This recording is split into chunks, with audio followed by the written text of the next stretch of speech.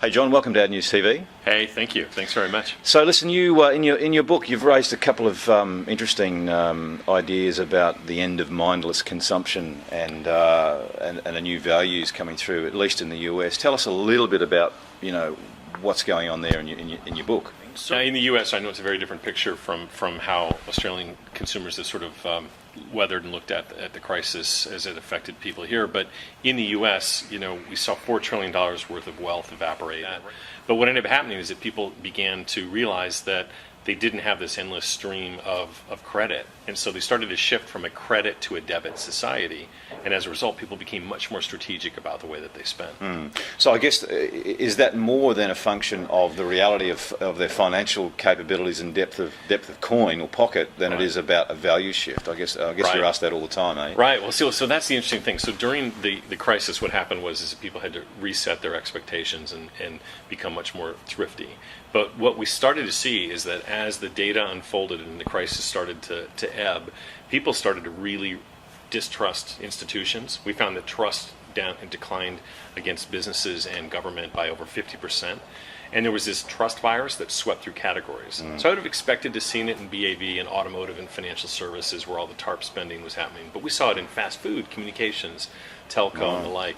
And what basically was happening is that people were saying, I'm actually looking for companies to align with my values. And when we talk about values, particularly in the U.S. at least, it gets very politicized. It's like liberal or conservative. These were sort of common sense values, things like community, stewardship, self-reliance, hard work. And they were looking for companies and brands to sort of reinforce and hold up to those principles. So what was happening was, as we started to size this audience, we found that there was 55% of people that were part of this spend shift movement. In Australia, it's about 51% as we looked at the size. And that's, again, really important. These values aren't radical. They're just things like, I don't necessarily trust companies. I want companies to actually understand the things that are important to me.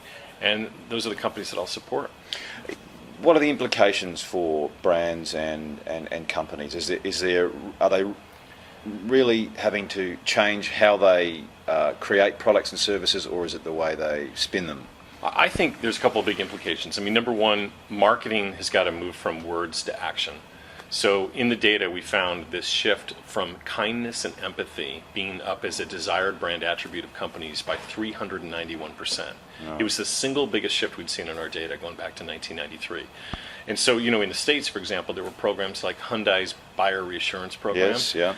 Bank America Keep the Change. That was where they promised that refund if they lost their job. Is that a small tactic? They grew 12% in a dismal U.S. automotive market. And it was based on this sense of empathy, that I understand where you're coming from. So I think, number one, actions become really important. And so companies that we interviewed for the spend shift, and we interviewed 50 companies from startups all the way up to Microsoft and Dell and Ford, we saw really interesting large companies adapting to this shift. I'm going to give you a couple examples. I mean, one was Ford. We spent time in Dearborn with Scott Monty, and he's head of social media. And he created a Ford Fiesta launch program that was really unique. It was all about transparency with their customers. So usually when you test drive a car, it's hidden behind a track somewhere and no one can see it. He actually put 50 cars out on the road on the condition that people provide feedback to them only through Twitter, so everyone could see the feedback. And what he ended up finding, it was kind of funny, he told us this story where there was a trending topic on Twitter that said, really enjoy the Ford Fiesta, but the cup holders, in his words, the cup holders suck. Right. So he was saying, what's wrong with the cup holders? Well, what they uncovered is that a lot of millennials, 20-somethings, were driving these cars, and as they took turns, their energy drinks were flying out of the cup holders because they were built for Cokes and Pepsis. So it was a fast learning thing, but the point he said is that R&D and engineering got involved, and they started to actually react and work with customers in real time to solve problems.